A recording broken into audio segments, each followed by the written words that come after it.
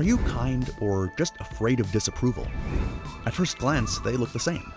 You say yes when someone asks for a favor, you smile through discomfort, you make sure everyone else feels okay. But kindness is generosity from choice. People-pleasing is generosity from fear. We do it because it works, it keeps the peace, it earns praise, it gives us that brief relief of being liked. But the bill always comes due, whether it be resentment, exhaustion, or a quiet sense that your own needs have gone missing. That's the trap we're diving into today. And don't worry if you're struggling with this yourself. By the end, we'll break down a 4-step anti-pleaser framework, allowing you to start growing from today and onwards. But first, what is people-pleasing actually? Psychologists describe it as a behavior pattern where your sense of worth depends on other people's approval. The issue is in the way we start using kindness like a shield, hoping it'll keep everyone around us happy. And that's where it starts to break you down. In the short term, people-pleasing buys peace. But over time, it drains your sense of self. You overcommit, you resent the people you're helping. You start performing empathy instead of feeling it. The pattern becomes invisible because it's wrapped in good intentions. You tell yourself you're being considerate when you skip lunch to help a coworker, that you're being flexible when you cancel your own plans for the 3rd time. But every time you say yes when you mean no, you're teaching people that your boundaries don't exist. And worse, you're teaching yourself that your needs don't matter. Until one day, someone asks what you actually want, and you don't know how to answer. And that moment, that's where you're confronted with your mask. Cartoons make this psychology more visible. Every exaggerated act of being nice gone wrong, every emotional breakdown, every awkward smile under pressure, it's the same invisible fear turned inside out. So we're going to look at 4 characters, all with their own ways of being nice. And once you see it, you can't unsee it. The first one being Butters, arguably one of the saddest kids in South Park, and that's saying something in a show where Kenny used to die every episode in a very bloody way. Butter believes that if he's just nice, everything will be okay. Maybe that's just his personality, but it kind of hurts him a lot. So when his parents ground him for things he didn't do, he apologizes. When Cartman uses him as a patsy, he goes along with it. When the whole world seems designed to punish him for existing, he just keeps smiling. Because good boys don't make waves. In Butters' very own episode, he should reach his breaking point. His mom tries to drown him by driving him to a river and trying to kill him because of his dad's infidelity, which Butters has nothing to do with. And what does Butters do after everything went down? He apologizes to her. Oh, I'm sorry. The car just rolled into the lake and then floated all the way down the river. That line is absurd, but it's also heartbreaking because we know exactly where it comes from. Butters has learned that his safety depends on being sorry, on being small, on being likable, on taking responsibility for everyone else's actions and emotions. And that's all even when someone's actively trying to murder him. Everything about Butters is just about being too polite. In The Tale of Scrody McBoogerballs, the boys write an incredibly vulgar book with great fun. But then it looks like it backfires. The group immediately shifts the blame to Butters, who just kind of accepts it. He takes full responsibility, even though this time it works out in his favor. Nevertheless, he kind of cycles between extremes. He's the goodest boy who takes everything, whether it be blame or responsibility, just whatever people want him to do. And the other extreme is of being Professor Chaos and making grand gestures, trying to feel important, and kind of the opposite of his good boy personality. What he never gets to be is just Butters, somewhere in between maybe, with needs, limits, and the ability to say no without it being an apocalyptic act. Or perhaps that's exactly what he turned himself into. But at least Butters still believes in the goodness of being good. He hasn't yet learned what happens when you people please for someone who depends on it. And that's where Morty comes in. Every adventure with Rick starts the same way. He wants to show he can keep up with his old granddad. You know, these are my teenage years. I just found out Jessica's single. Oh, wow, Morty. Wow, what an exciting life you lead. But that changes in the Rest and Rick-laxation episode, where they go to a spa that extracts your toxic traits into a separate version of yourself. What happened? We blew up, idiot. Are you really that stupid? Rick's toxicity is pretty straightforward. Attachment, sentimentality, irrational love and connections to people. Standard emotional vulnerability stuff. But Morty's toxicity? It's his self-doubt, his fear, his impulse to defer to others, his, impishness. When those traits get removed, Morty becomes ruthless. successful, powerful, someone who prioritizes himself without hesitation, someone who only can get to the top stepping on others. And the show frames this as his toxic half, having been removed, leaves him just this way. I mean, this really tells you everything about what Morty thinks makes him valuable, right? But it also shows how those toxic traits are valuable in the meantime. He believes his worth comes from being small, being different, being underneath someone, or at least that's what his toxic trait to him is. I discovered the toxic equivalent of electricity, Morty. What do you think about that? I think my voice is annoying. It is, and it's your best quality. So true. Watch any episode and you'll see the pattern. Rick makes a catastrophic mistake, Morty absorbs the emotional fallout. Rick needs validation, Morty provides it. And he sometimes fights back for sure, but that's kind of their dynamic. Take the vat of acid where Rick forces Morty to pretend a fake vat of acid is real just to win an argument about whether it's the best way to fake your death. We jump into the vat of acid and I'll release the bones, they'll float up. What is this face you're making? Aren't you an inventor? Yeah, what part of a fake acid vat with built-in air supply and quick-release bones isn't inventive enough for you? When Morty finally gets fed up and calls him out, Rick's response is to gaslight him with an elaborate technological punishment that makes Morty think he's destroyed multiple timelines and killed the girl he loved. Oh well, that's all just to prove a point for Rick, but that's brutal. Morty still comes back though, still goes on adventures, still plays the role of emotional support grandson, because the alternative, standing up to Rick completely, feels impossible. Why do you keep doing this to us? I don't know, Morty. Maybe I hate myself. Maybe I think I deserve to die. I don't know. When you people please someone who is self-destructive, you're becoming responsible for their survival, and that weight makes you tired. Butter people pleases out of fear, Morty does it out of obligation, but what happens when you build your entire identity around being the hero everyone else needs? Finn people pleases because he thinks that that's his image and that's what'll make him worthy of love.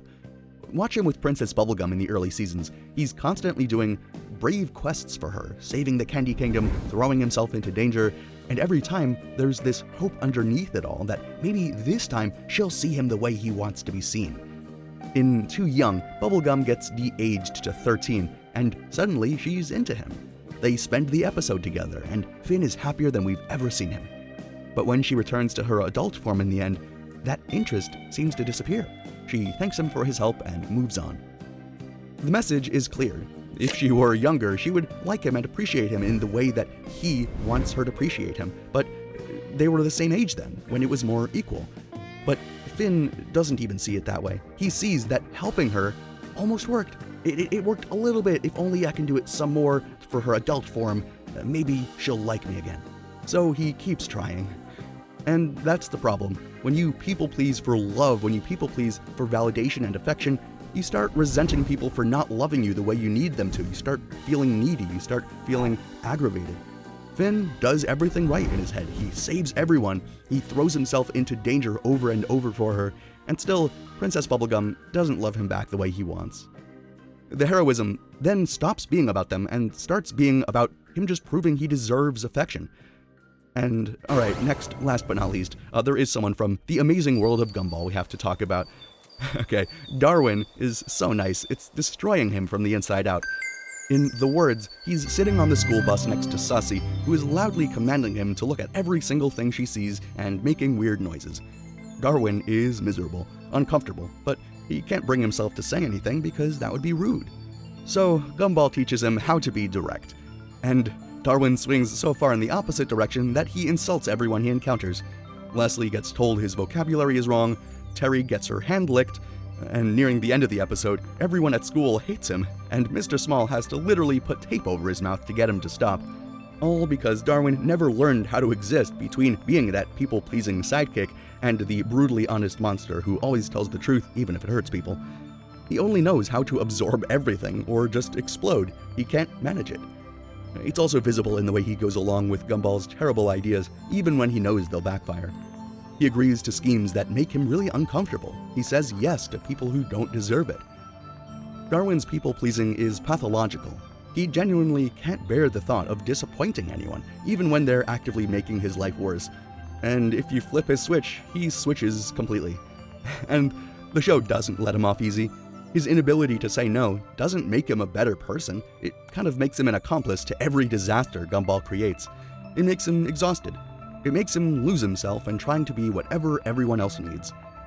People-pleasing isn't kindness when it erases you in the process. The good news is that it's just kind of like a habit, right? And like any habit, it can be unlearned through actual steps.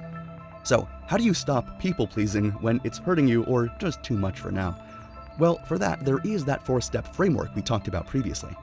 And the first step is something you're already doing. Well, you can't change a pattern you don't see, right? So start tracking the moments when you say yes, but you mean no, and think about that. Think about when you apologize for things that aren't your fault, when you twist yourself into shapes to avoid someone's disappointment. Try to realize it when it's happening. And you don't have to change it just yet, but just realize it. Don't try to stop it just yet, just notice it. The same way you noticed this video and clicked on it and gave us a like and a subscription. And you can write down moments if that helps too. The goal here is to become more aware of these moments, right? You've been running this program in the background for so long, it feels automatic. So make it conscious. Your brain is neuroplastic. These kinds of things can change. The second step goes a little further, and you can start this after you have a good notebook full of moments over the course of a few days or weeks. And that's every time you people please, recognize that there's a fear underneath it. Ask yourself, what am I afraid will happen if I say no? If I disappoint this person? If I set this boundary? And this is an additional few moments you'll want to spend thinking about it every time you write something down in your notebook. Just think about whether it's sometimes abandonment, maybe. Sometimes it's conflict, you're afraid of conflict. Sometimes it's just the terror that if you're not useful to someone, you're not worth keeping around. And be honest to yourself. And if you don't know, say you don't know, but at least write down the moment. But if you think you have an inkling, write that down too, or just keep it in your head while you're analyzing it. Name the fear out loud, because once you see it clearly, you can then test whether it's true, right? Butters feared punishment. Morty feared losing Rick. Finn feared being unlovable. Darwin feared being mean and hurting people. Most of the time, the catastrophe you're imagining won't happen, and when it does, you'll survive it. And that's exactly what step 3 is about. Don't try to overhaul your entire personality in a week, the same way that Darwin did in a single episode. Start small and pick one low-stakes situation that you are about to say yes to, and say no. Say no to something very minor. Let someone be briefly disappointed. Don't apologize when you didn't do anything wrong. And I'm not saying go all the way and think that, oh, I never do anything wrong and that I don't need to apologize for anything. You're about to say yes to something. Just say no that one time for a very low-stakes thing. And it might feel awful. I mean, your nervous system will scream that you're doing something dangerous, that you're going to hurt someone, that you're going to disappoint them, that you're going to be in danger. That discomfort is a sign that you're doing it right. The goal is to prove to yourself that you can tolerate this kind of thing, that the sky doesn't fall when you prioritize your own needs. Practice in small doses, build those brain muscles. Each time it'll get slightly easier and you'll recognize when you really need to help someone out or when it's something that you're just doing because you're afraid of something happening. Which brings us to the final step, and this is the hard part because people-pleasing might have become a core part of your identity. You've built your sense of worth on being helpful, accommodating, easy, the person who never causes problems. And now you have to reconstruct what it is to be a good person without that idea in your head. Good people can help others, but they have boundaries. Good people say no sometimes. Good people disappoint others sometimes because they're honest about their limits, and they can say no, and they can even hurt someone, but they can apologize for that as well, because that's just something that you want. You're allowed to say no to something. You're not becoming selfish or anything like that. It's something much better. You're becoming whole and self-supportive. The people who genuinely care about you will adjust to that. They'll respect your boundaries. The ones who don't, they were never interested in you. They were interested in your compliance and what you could provide them. And that's the difference you're going to finally learn to see. Is unlearning people-pleasing is not necessarily a clean process or anything. You'll backslide, you'll say yes when you meant to say no, and you'll still feel that fear sometimes, and it won't be like an all-in-one cure that'll prevent you from the rest of your life from being compliant to others. No. You'll apologize reflexively sometimes and maybe catch yourself 3 sentences in, or maybe you'll change your mind after you had said yes and then you'll say no, or maybe something else. It's up to you, and that's fine. It's a work in progress. But make sure you stay aware and make small steps towards something better for yourself. Hey, you made it to the end of the video. Thank you so much for watching. From me and everyone else behind the scenes at the channel, thank you so much for taking the time to watch our content, leaving likes, leaving comments, subscribing, hitting that bell. We have so much more for you in store, so remember to stay in touch and let us know what you'd like to see next. We have a lot more from Adventure Time, some other cartoons and lessons in the works, so I hope to see you there. I'll see you in the next video. All right, peace everyone.